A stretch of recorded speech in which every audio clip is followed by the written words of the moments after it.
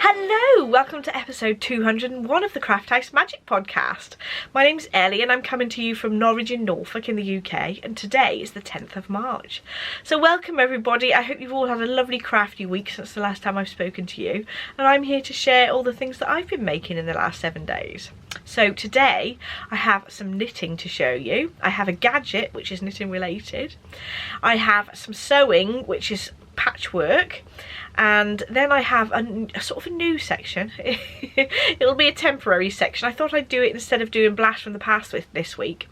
But my local quilt group, Drayton Patchwork Quilters, has been making quilts over the last couple of years since we've had lockdown, really. And I've been collecting them ready to go to the Linus charity. And I've got a few of those to show you because I thought it might be good for ideas of what to do with smaller pieces of fabric to make up into a quilt.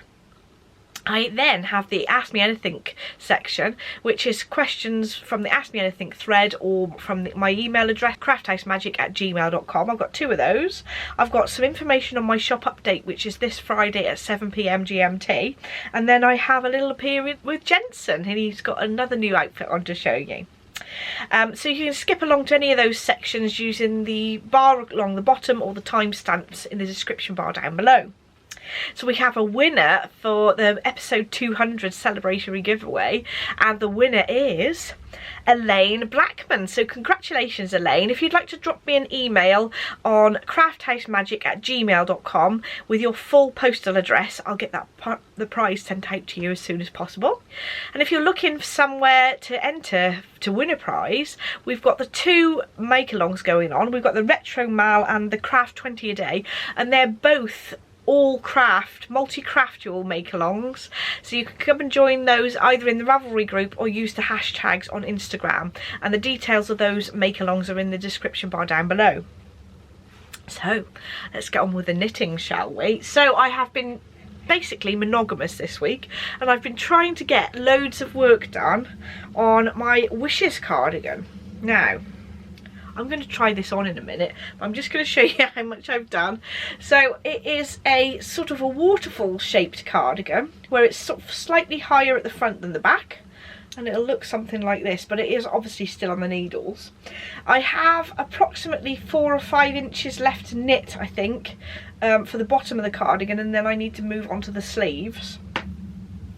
But I'm getting there slowly. So I have been, since the last podcast, I have knitted from my Progress Keeper, which is a little cookie.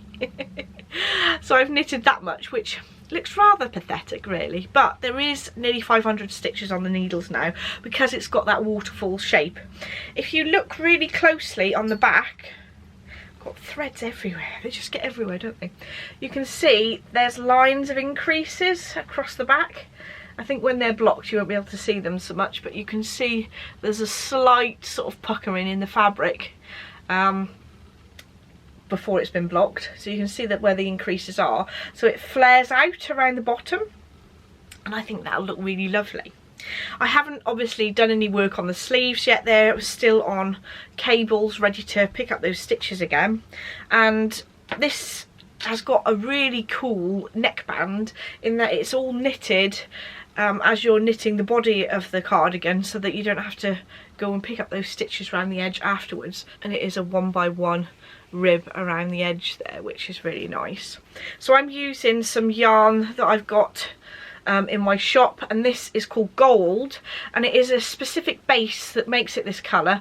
It is a yak, merino and silk mix, and it's got a lovely drape to it because of that sort of silk and yak and merino mixed together. And it's got a slight shine to it as well, which I really love. So that's what it looks like in the swatch, and the stitch is neatened up really nicely when it was blocked, so I'm really looking forward to having a finished blocked cardigan because I think that the drape will improve as well once it's been blocked. I thought I'd give it a bit of a try on camera to see what it looks like so far. I have not tried it on yet, so it will be interesting to see what it sort of looks like when it's not quite finished yet. But I like to try things on as I go so that you can see how they're fitting at the moment, and you might have to sort of rip back if it doesn't look quite right. So it's a good idea to try things on as you go. So I will put it on.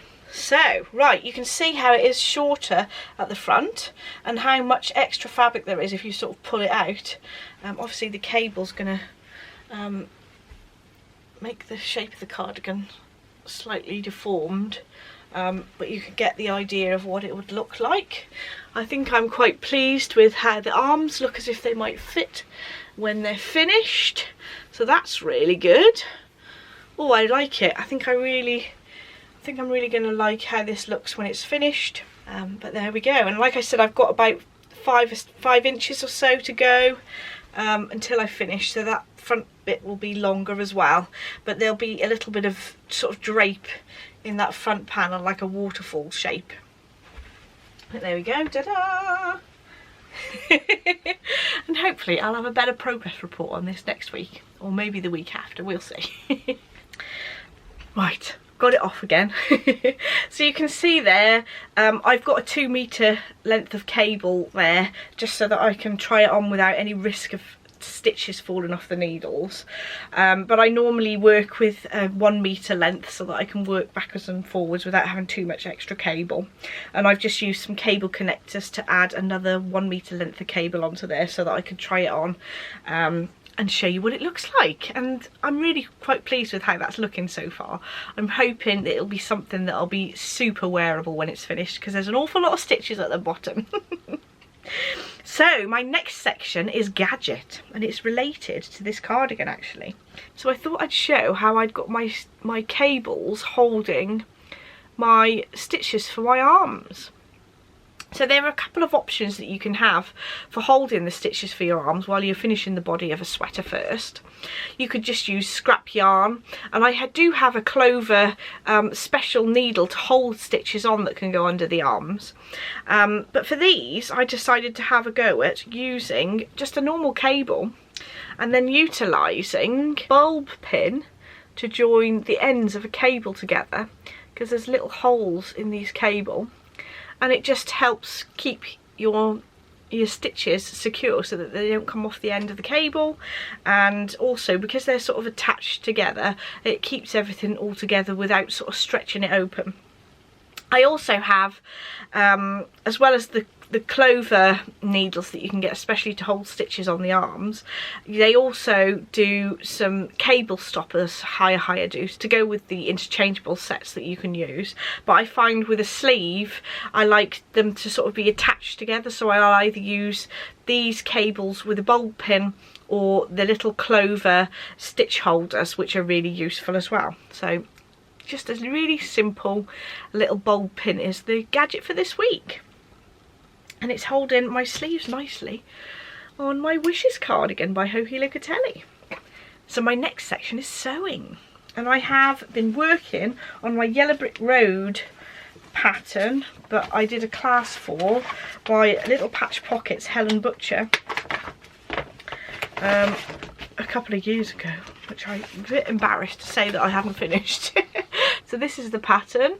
And she gave us a lovely little booklet which really describes in detail how to do it. So when you come away from the class, you can double check things, which is very, very handy. So with this pattern, I'm going to make a coffee table runner for our lounge, and I've picked the colour to go with our lounge.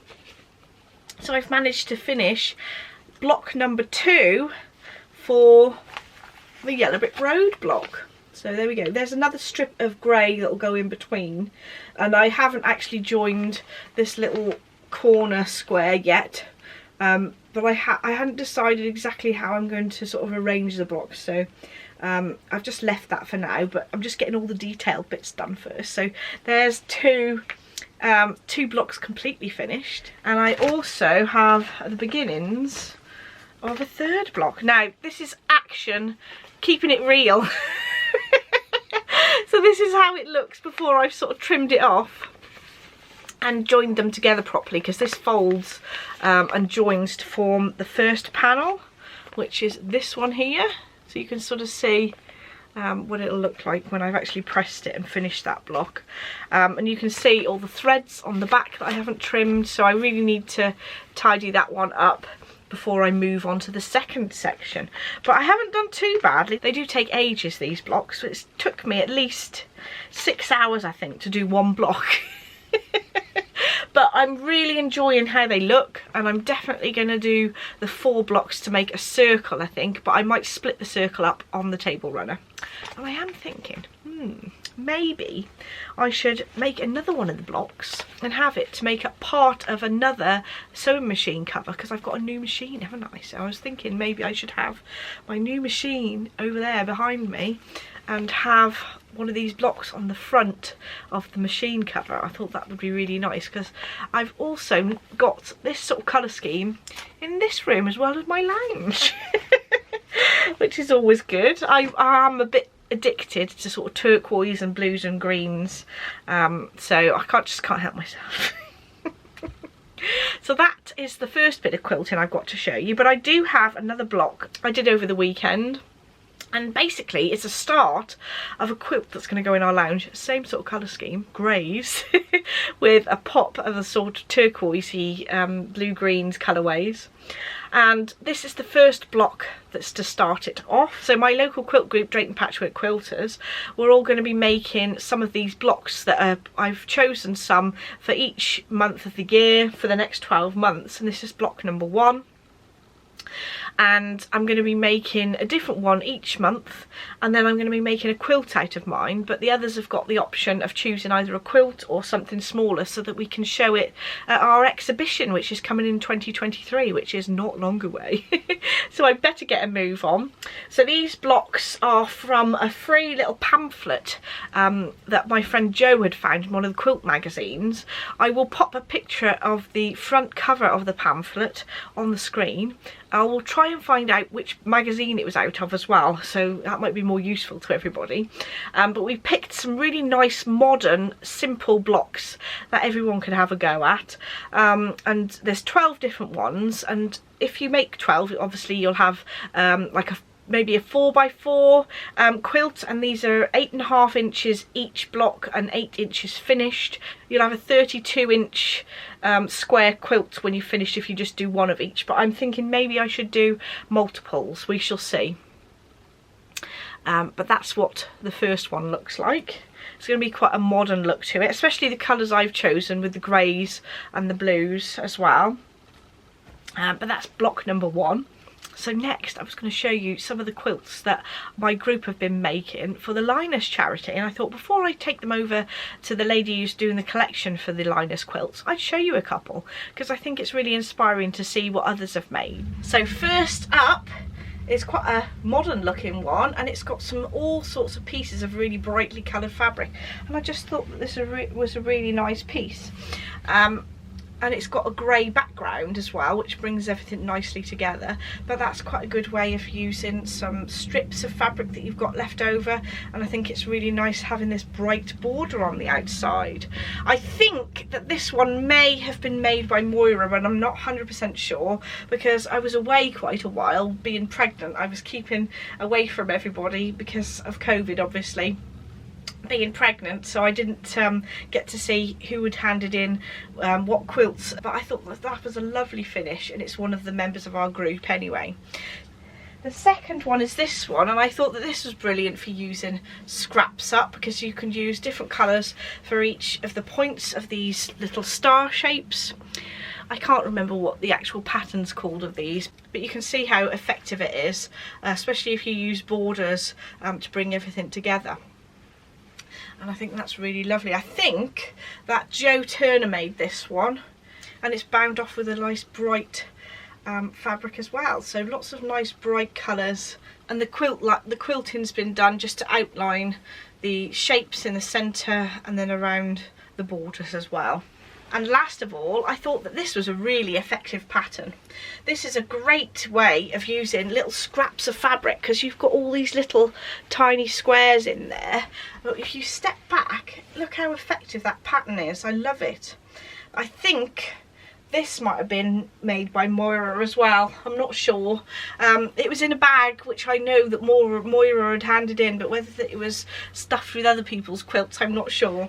But thank you to the Drayton Patchwork Quilters for collecting all these quilts so that I can take them over to the Liners charity, because I think it's so nice to share the beauty of fabrics with everybody. And with these little squares in the centre, they've just been bordered with fabric that's the same in every square, so that it brings the colours together really nicely, and I love that.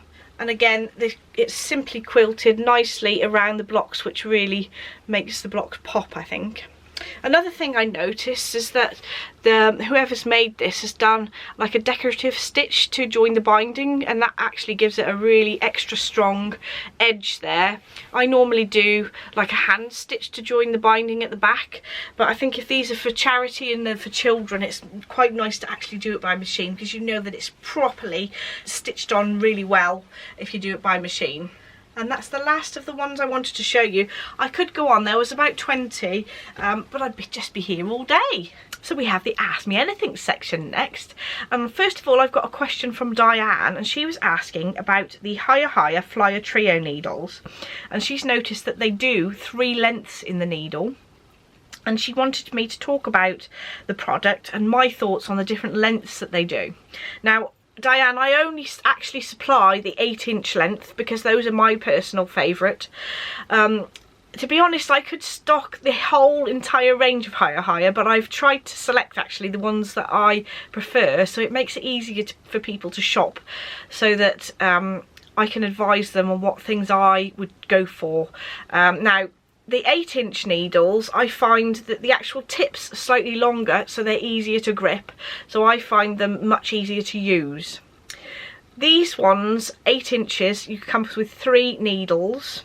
You have 2 on your work, so you have one on the back and the front of your work, and because they've got this bendy bit in the middle, you only need 2 because you can bend them as you're working around, rather than having 3 needles if it's DPNs, or 4 needles if it's DPNs, depending on what your technique is.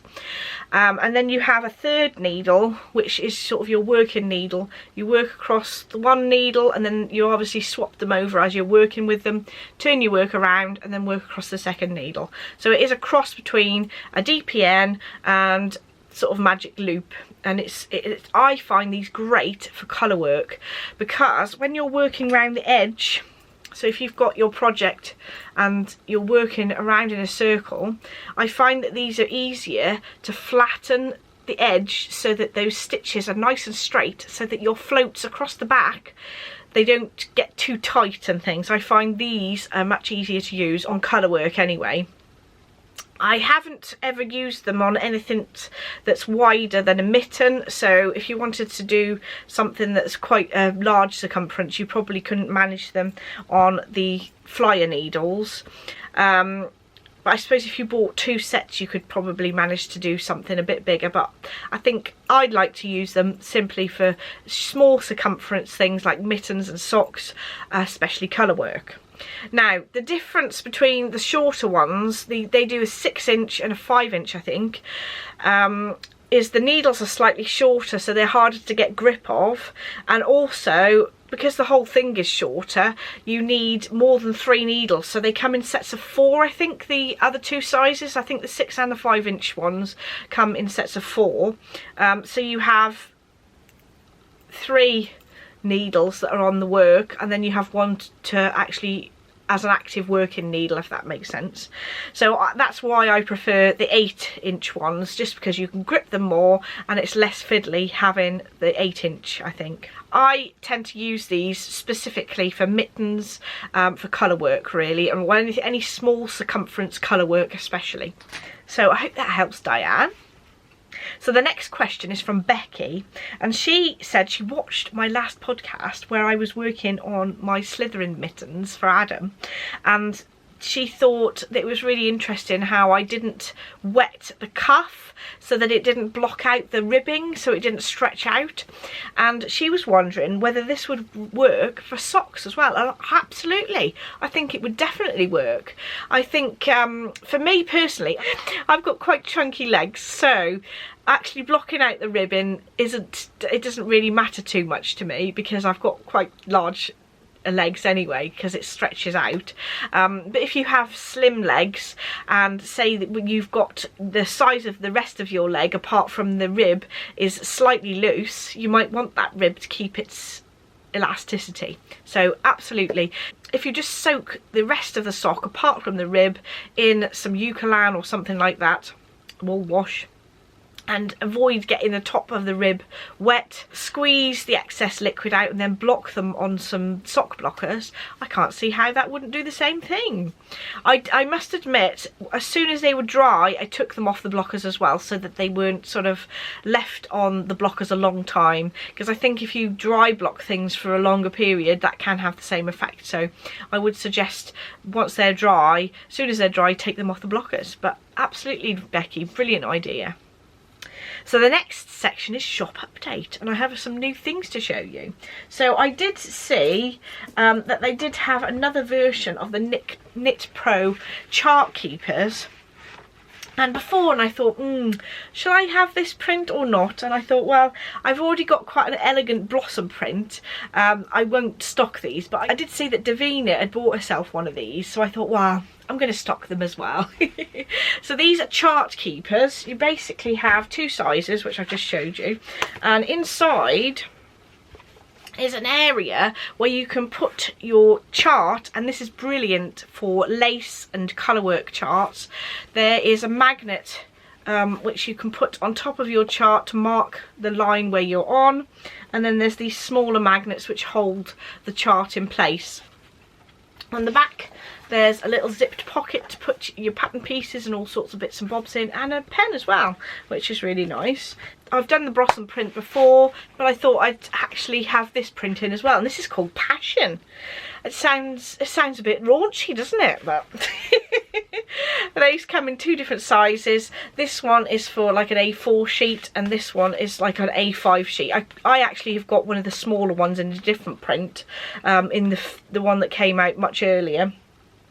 Because I find that an A4 folded goes in this quite nicely, and then I can pop this in a knitting bag, whereas this one is a little bit less portable, but ideal if you're going to have it on like a side table or a coffee table in front of you when you're doing those charts. I'll give you a quick look at the bigger one. Exactly the same thing though, but you've just got that bigger area to put your chart. So there's an attachment here which you've got a press stud on the inside that you can stand like that, so that it holds itself like in an A-frame, which is really handy, so it's less likely to be knocked over. And then that closes it as well, which is really nice. And it's got this lady doing some knitting in her craft room by the looks, with a nice cup of coffee or hot chocolate. My choice would be hot chocolate. And it's got a nice label saying Knit Pro, and then it's actually got a cute little kitten on the back with a basket full of yarn with some lovely succulent plants, which is really lovely too. So those are going to go in the shop tomorrow in the shop update at 7 PM GMT. I also have some of these back in stock. So I've had the pink and the coral coloured progress keepers in the shop before, but I found these minty and purple ones as well. There's only going to be a limited amount in the shop because the supplier only had a small amount anyway, so I've bought up what I can, and if they do get any more in, I will try and stock up, but I don't know whether I'll get all the colours in again. So those four will be in the shop. You have three different options for the attachment. These are on the large lobster clasp, but I do have a lever back clasp, which is good if you haven't got the dexterity in your fingers, and a smaller lobster clasp. So these are quite nice to grasp, but obviously the smaller ones are a little bit fiddlier. I've just put them on a ring there to show you what they look like, but you do purchase those individually. And I'm very tempted actually, they're so pretty that I might be tempted to make myself a necklace out of those. I also wanted to mention that in this week's shop update I will be increasing my range of fixed needle sizes. I currently stock 23 centimetres, 40 centimetres, 60 centimetres, 80 centimetres and 100 centimetre fixed circular needles, and Previously, I've only gone up to a size 5mm, but I will be having the full range that Higher stock in the shop of the steel, bamboo and sharp needles. Although the bamboo needles are still not completely stocked in the warehouse at the moment, so I've stocked all I can, but the steel and the sharp ones will be fully stocked on Friday.